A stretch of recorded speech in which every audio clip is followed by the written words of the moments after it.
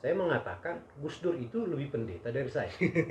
Padahal dia tidak pernah dibaptis, tidak pernah naik CD, ya kan? Tetapi memuliakan semua. Nah, seharusnya kita berproses menuju untuk adanya Gus Dur kecil di seluruh tempat lapangan.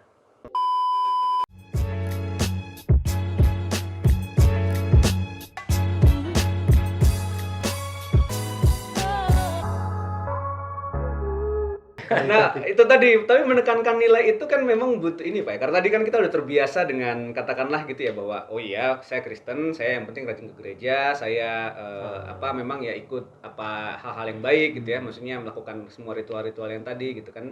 Tapi kalau dipaksa untuk jadi kritis pada pemerintah, terus mulai untuk mengusahakan kesejahteraan buat masyarakat, kok kayaknya kok jadi gerakan sosial nih gitu kan. Tapi tadi balik lagi tadi Eklesia sendiri bermula dari seperti itu Pak ya, gerakan yang sifatnya emang sosial dan kemanusiaan sebenarnya untuk sistem. Ya, persoalan kita kan karena persoalan ada dua paling tidak. Pertama ritualisme. Kita berpikir kalau kita udah yang dekat sama Tuhan, terus segala macam ke gereja sering dan sebagainya, itu udahlah beres semuanya. Tapi kan ritualisme juga seringkali dalam satu penelitian dari The Pew mengatakan semakin orang dekat pada Tuhan, semakin justru dia jauh dari sesama. Makin benci orang pada sesama kan gitu ya. Ini kan bahaya sekali ya. Kalau dia makin dekat sama Tuhan, kemudian dia makin dekat juga pada sesama, nggak apa-apa. Tapi persoalan yang sekarang kita hadapi di dunia ini, ritualisme membuat demikian ya. Semakin orang dekat pada Tuhan, semakin orang benci sesama. Kan gitu. Jadi orang udah terjebak pada ritualisme. Yang kedua adalah orang terjebak pada ini satu hal yang penting ini. Ini mesti Bang Saud yang ngomong nih. Institusionalisme. Gitu ya. Jadi untuk ngapa-ngapain rapat belum lagi. Harus ada bahkan kita yang jadi pejabat-pejabat ingin lebih dilayani daripada melayani. Ini persoalan besar. Oh gitu Pak, di gereja gimana Pak itu? Kalau Pak ini dia lah ahlinya. Jadi kalau institusionalisme sekarang itu hal baik spontan dilakukan. Nanti dulu. Rapat dulu. Ada dulu legitimasi hukum. Betul. Legitimasi teologi ya. Apa yang sudah disetujui para majelis tuan-tuan besar. Padahal keadaan tidak lagi butuh itu. Orang yang sakit udah butuh bantuan ya. Ngapain kau bahas? Dia udah tergeletak di jalan. Bawa ke rumah sakit. Kalau pikiran polisi lalu lintas, nanti dulu ukur dulu. Mati dia. Jadi maksudnya begitu keputusan gereja dia udah mati. Sebelum keputusan diambil. Jadi ketika keputusannya keluar harus ditolong. Tinggal tolong ke kuburan. Bukan nolong ke rumah sakit untuk hidup. Jadi kira-kira itu institusionalisme gereja sekarang ini. Dengan jubah keagamaan ini. Jadi sangat dahsyat yang dikatakan tadi. Ritual mendekatkan ke Tuhan, menjauhkan dari sesama manusia. Ini yang paling berbahaya. Ini yang disebut ritual tanpa dimensi sosial tadi. Gila itu. Padahal ritual yang itu kan konsolidasi. Jadi mimbar-mimbar itu dijadikan konsolidasi. Setiap hari minggu ini ada masalah di kota Bandung, di kota Siantar, di kota Ambon. Apa tadi? Caring, giving, contributing, dan sharing. Apa? Itulah khotbah. Jadi ritual itu penting, tapi dengan dimensi sosial tadi ya. Substansi inilah. Jadi dia konsolidasi yang sangat efektif di dunia ini. Orang datang tanpa diundang. Lagi orang bayar lagi ketika datang. Kolektor. Belum ada di tidak ada di dunia ini bentuk konsolidasi yang institusional. Tapi lama-lama institusinya yang dibesarkan gitu. Dan akhirnya gitu, maksudnya secara ritual kan doa, khotbah dan semua itu jadi tidak mengarah kepada hal-hal sosial ya. Jadi memang tadi yang Bapak katakan dekat Tuhan. Anak-anak Tuhan. Yang lain ponakan-ponakan. Mending kalau ponakan anak tiri setan. Karena repot. Darahnya halal. Jadi kalau kita mulai membiasakan gitu lagi Pak Pen, misalnya katakanlah doa kita, terus PA-nya kita, Ya, terus konsolidasi. apa ya firman Tuhan, penyampaian firman Tuhan pas hari Minggu dan semua aspek kita punya dimensi sosial, pasti akan ada apa ya? Karena itu nggak biasa sebenarnya. Iya. Kita belum bisa ngeliat harus Dimensi sosial politik. dimensi sosial. Ya, bukan sekedar sosial. Iya betul. Gitu. Karena kalau dalam konteks yang tadi disampaikan oleh Bung Saud tadi, dimensi politik itu adalah perubahan struktur bahkan nggak sekedar kita memberi, tapi mengubah sistem-sistem yang menindas, yang melakukan ketidakadilan dan sebagainya.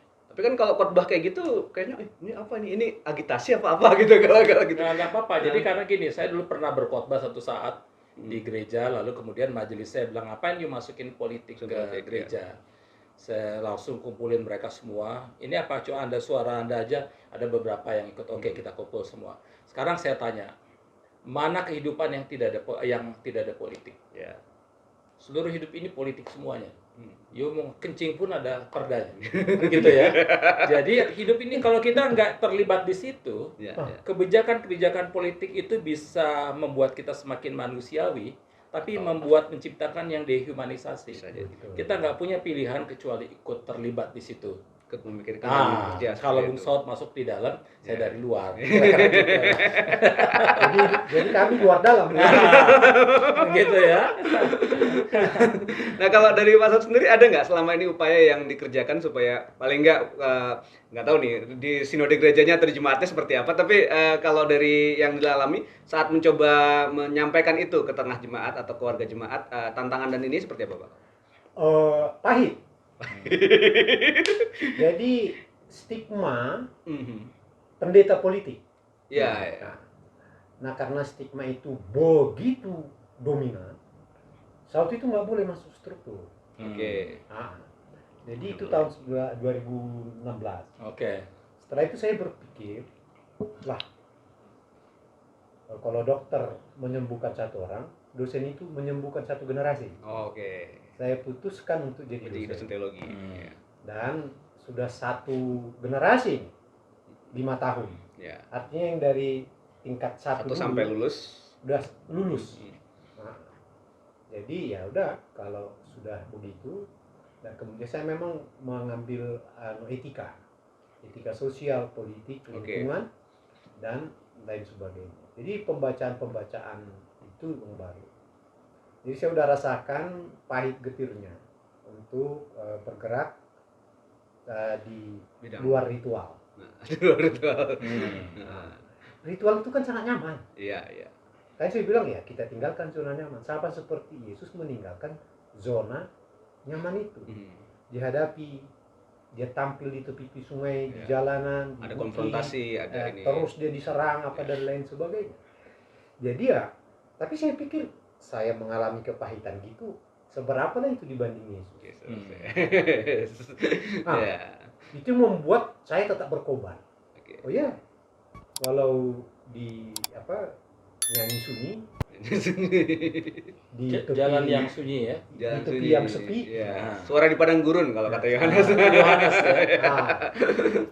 Tapi sekarang saya lihat sudah mulai ada buahnya Pak ya.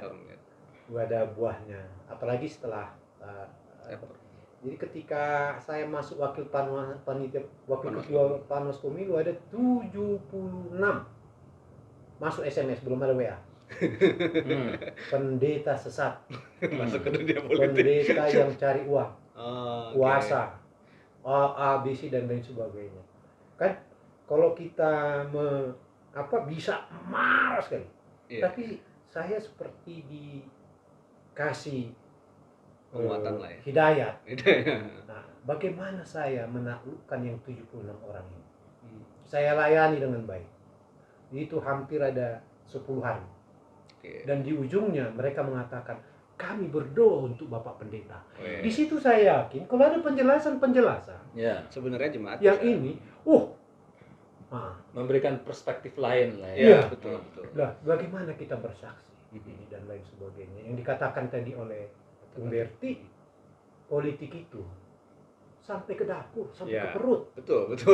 Harga beras. Iya, betul. Siapa yang tentukan? Sampai mati. Sampai mati ke kuburan tadi. Iya, betul. Perda tadi ya. Betul. Seluruhnya kehidupan kita memang. Jadi kalau ini kita isi wilayah ruang politik ini, lalu dia akan mengeluarkan semua yang humanis, menghabisi dehumanisasi. Jadi sayang kalau kita nggak bergerak ke arah itu sekarang. Apalagi udah terbuka, transparan dan lain sebagainya. Karena banyak sebetulnya ini dihantamlah sekarang ini oleh tadi yang politik identitas itu. Itu sebenarnya kenapa? Karena perkembangan yang sudah semakin meningkat, terutama relasi-relasi persaudaraan di tengah-tengah keluarga yang Bung Berti lakukan. Saya di Aceh, kalau ke Aceh saya disambut. Ya, di NTB. Ya, ini saya bawa keluarga apa dan lain sebagainya di Lombok. Sampai hari ini kapan Bang Saud datang? Kapan Bang Saud datang? Itu apa? Yang seperti yang dilakukan Berti, bagaimana kita relasi tadi melakukan kebaikan bukan untuk jangan sentrifugal, tapi sentripetal. Sentrifugal itu kan dilakukan supaya berpusat kepada dirinya. Dia tarik semua. Oh, Yesus tidak sentripetal. Dia keluarkan semua. Jadi dari inti ke periperi. Itulah sentripetal. Itu yang paling khas Yesus. Dia tinggalkan pusat-pusat memuliakan dirinya. Tapi dia mau memuliakan seluruh umat manusia. Jadi ini yang saya katakan eklesia itu. Luar biasa. Nah, Pak Pati gimana Pak? Berarti emang masih panjang atau gimana perjalanan kita untuk sampai pada kesadaran itu? Karena memang prosesnya masih ini ya, Mas. Walaupun sekarang kita udah mulai beberapa berbuah ya, ada orang-orang yang sudah mulai peduli secara. Iya, panjang dong. Karena memang bukan berarti kalau orang tiba-tiba sadar pada politik, bukan berarti kemudian tidak ada bahaya. Karena begitu sadar pada politik malah jadi hanyut. Kan gitu ya. Ada yang gitu. Ada yang tadinya nggak mau politik sama sekali, begitu bilang, wah ini pendeta politik. Dalam pengertian ini pendeta politik kan kotor. Orang anggapnya begitu kan. Lalu ini pendeta cuma cari kekuasaan segala macam. Pikirannya kan gitu. Ya begitu dilayani dan sebagainya. Oh, politik itu penting. Begitu orang masuk ke politik bukan berarti udah selesai. Kan mesti dituntun karena tiba-tiba dia bisa hanyut, malah terjebak di dalam politik kekuasaan yang dia kritisi sendiri.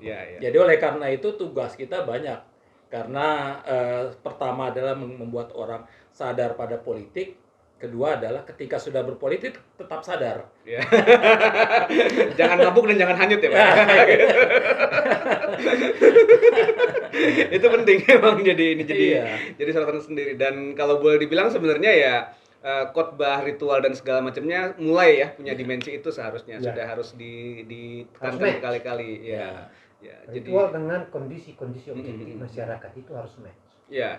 Bila perlu Bung Berti baru berani turun dari mimbar ke altar ya. Nanti seharusnya seperti Yesus keluar dari gereja, khotbah di tepi jalan, tanpa toga loh. Iya betul. Dalam arti itu tadi ya. Substansi. Nah, bukan bentuk dan prosedur. Yang dimaksudkan bukan khotbah kayak teriak-teriak bukan, gitu. Pak Pati kan selama ini menjalin relasi lintas iman dan itu kan juga seluruh hidup kita adalah khotbah. Jadi di situ sekarang. Ini satu tantangan sebenarnya tadi. Bagaimana ritual dan institusi gereja tadi dalam arti itu jadi bukan sebagai sesuatu yang malah untuk diri sendiri ya. Dan jadi intinya sesuatu yang tidak penting jadi penting. Yang penting justru dihilangkan. Gitu tadi.